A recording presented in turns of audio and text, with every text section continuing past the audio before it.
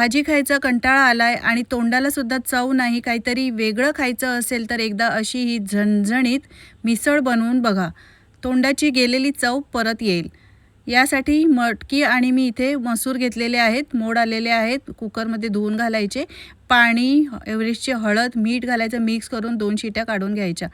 कांदा, खोबरं, अख्खे खडे मसाले भाजून घ्यायचे. त्यामध्येच आलं, लसूण, कोथिंबीर, टोमॅटो घालायचा आणि वाटण करून घ्यायचं.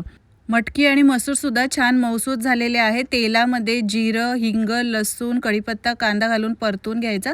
एव्हरेस्टची हळद, धणे पावडर आणि काश्मीर मिरची पावडर घालून 2 चमचे कांदा लसूण मसाला घालायचा, मिक्स करून घ्यायचं. वाटण घालायचं आहे आणि ते चांगलं मिक्स करून शिजवून घ्यायचं. यानंतर शिजलेली मटकी, मसूर घालायची, चवीप्रमाणे मीठ घालायचं, गरम पाणी घालायचं, मिक्स करून घ्यायचं. त्यानंतर ही मिसळ आहे ती छान शिजवून घ्यायची.